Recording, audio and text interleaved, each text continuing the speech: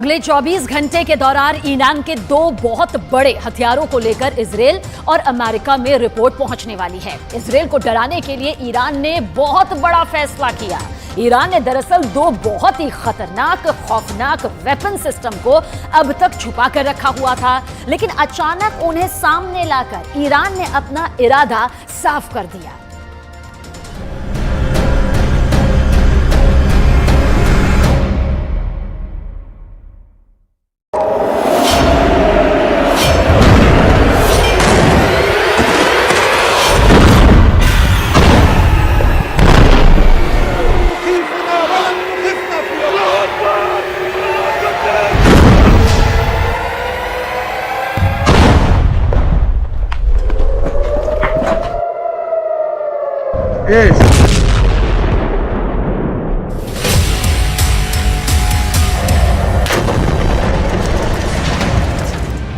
एक तरफ गाजा पर बमबारी हो रही है,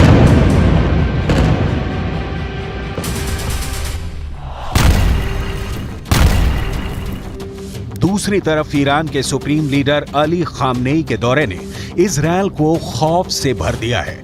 एक तरफ इजरायल पर बम गिर रहा है, दूसरी तरफ ईरान से आई इन तस्वीरों ने नेतन्याहू की सेना का दिल बैठा दिया है।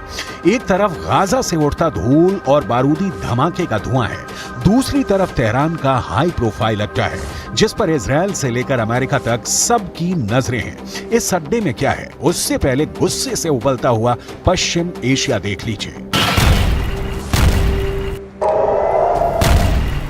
ये ईरान की राजधानी तेहरान है। इजरायल का झंडा जलाया जा रहा है। गाजा में बमबारी, करीब 13,000 लोगों की मौत और इनमें 5,000 बच्चों की लाशों को देखकर पूरा पश्चिम एशिया एक बड़े युद्ध की तरफ बढ़ता हुआ नजर आ रहा है।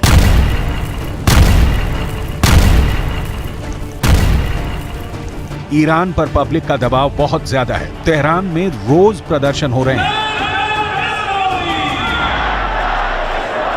यही वजह है कि ईरान के सुप्रीम लीडर अली खामनेई को उस अड्डे पर जाना पड़ा जहां ईरान के सबसे खतरनाक हथियार रखे गए हैं।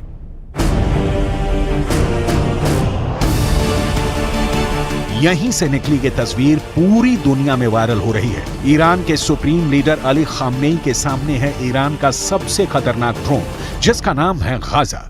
इस ड्रोन को ईरान का सबसे पावरफुल लीडर क्यों देख रहा है?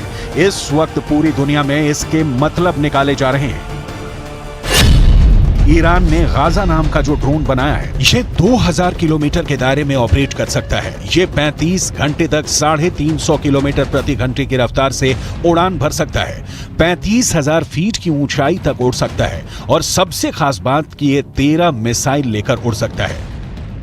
ईरान ने इस ड्रोन का नाम बहुत सोच समझ कर रखा है। 2021 में इस ड्रोन को लॉन्च करने के बाद अब इजरायल की बमबारी के बीच गाजा ड्रोन को दुनिया के सामने एक बार फिर लाना, ये ईरान की तरफ से बहुत बड़ा संदेश है। खासकर जब इसके साथ खामनेई की फोटो पूरी दुनिया में वायरल की जा रही है। लेकिन खामनेई के टारगेट पर इस वक्त अमेरिका और इजरायल से ज्यादा अरब वर्ल्ड के वो देश हैं जो इस वक्त गाजा पर बमबारी को देखकर खामोश बैठे हुए हैं।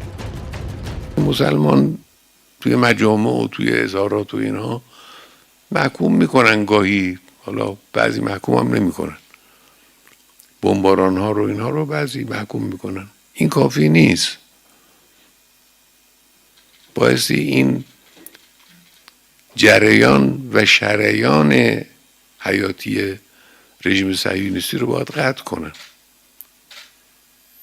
بایستی نگذارن که نفت و انرژی و چه و کالا و امثال اینا نباید بگذارن وارد رژیم صهیونیستی بشه. روابط سیاسیشون رو لااقل برای مدت محدود. जाहिर है ईरान की शिकायत इस वक्त सऊदी अरब से है और साथ में उन सभी इस्लामिक देशों से जो रियाद में इकट्ठा होकर भी इजरायल को घेरने में नाकाम रहे। तब से अब तक गाजा में कई और हजार लोगों की मौत हो चुकी है। खामनेई ने जो कहा उसे आम भाषा में टोपी ट्रांसफर कहा जाता है। वैसे सच ये भी है कि इजरायल की सेना लगातार गाजा में ऑपरेशन कर रही है। उसे रोकने के लिए इस्लामिक देशों की बैठक का नतीजा 0 यानी 0 निकला है। لابد أن ننتقل إلى وقف إطلاق النار فورا، لابد أن تدخل المواد الإغاثية والمساعدات فورا، لابد أن نتجنب مزيد من القتل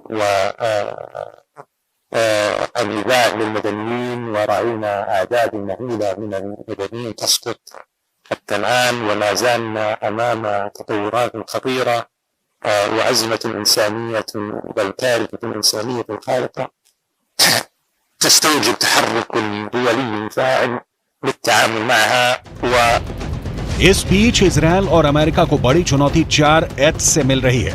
ये चारों एच इजरायल और अमेरिका के लिए बहुत बड़ा खतरा बन चुके हैं। इन चारों एच के बारे में बहुत गौर से समझिएगा, क्योंकि इन चारों एच को ईरान का पूरा समर्थन है। एच से हमास, एच से हिजबुल्लाह यानी लेबनान का मिलिशिया, एच से इराक का मिलिशिया हश्द अल शाबी, एच से हूथी यानी यमन का विद्रोही गुट। इस वक्त लेबनान और इजरायल के बॉर्डर पर ऐसा युद्ध चल रहा है कि गाजा में हो रहे हमले छोटे लगेंगे। ये इजरायल के कब्जे वाले इलाके में उसकी सेना के अड्डे की हालत है। यहां पर हिजबुल्लाह ने अपनी बुरकान मिसाइल से हमला किया। रिपोर्ट है कि हिजबुल्लाह ने इजरायल के ठिकानों पर 4 बुरकान मिसाइलें दागी और उसके बाद यहां की हालत देखिए।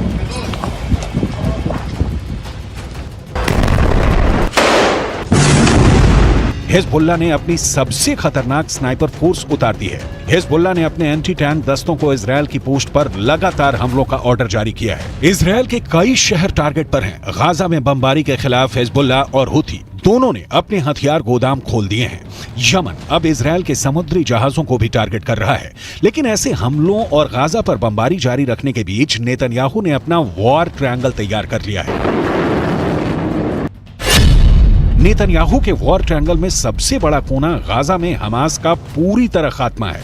नेतन्याहू के वॉर ट्रायंगल में दूसरा बड़ा कोना लेबनान में हिजबुल्लाह का अंत है, जबकि नेतन्याहू के वॉर ट्रायंगल का तीसरा सबसे खतरनाक कोना है सीरिया, जहां से इराक का मिलिशिया हश्द अल शाबी इजरायल के बॉर्डर तक पहुंच सकता है। यही वजह है कि सीरिया पर इजरायल की एयरफोर्स ने हमले तेज कर दिए हैं। ये तीनों जगह इजरायल के बॉर्डर से लगी हुई हैं और इजरायल इन्हें अपने खिलाफ सबसे बड़ा खतरा मानता है। इस वक्त पश्चिम एशिया में जो भी हो रहा है वो 2 कैंपों के बीच चल रहा है। एक तरफ है इजरायल और अमेरिका और दूसरी तरफ है ईरान और उसके साथ ही मिलिशिया। जहान در برابر آمریکا متحد است. نفرت از آمریکا سراسر افکار عمومی عالم را فرا گرفته است. آمریکا امروز بیش از هر زمان دیگری در جهان منزوی است. این یک شکست سیاسی برای آمریکا. इजरायल के जवाबी हमलों को देखकर कोई भी नहीं कहेगा कि इजरायल अब पीछे हटेगा।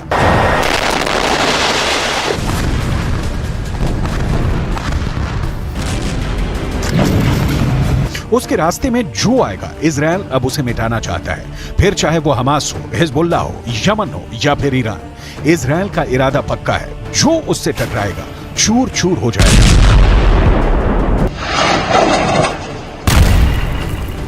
इसमें कोई शक नहीं कि ईरान में इजरायल को लेकर इस वक्त बहुत गुस्सा है। ईरान के जनरल अब तक इजरायल की बमबारी को लेकर बहुत आक्रामक भाषण देते आए हैं, लेकिन इजरायल को डरा नहीं पाए। غرب آمریکا و انگلیس و آلمان و فرانسه مشخصاً و بعضی دولت‌های منافق در کنار آنان، اینها یک شکست اخلاقی عظیم را در جهان تجربه کردند، اما آنها باید بدانند هیچ یک از این اقدامات مانعی نیست، عاملی نیست برای نجات صهیونیست‌ها.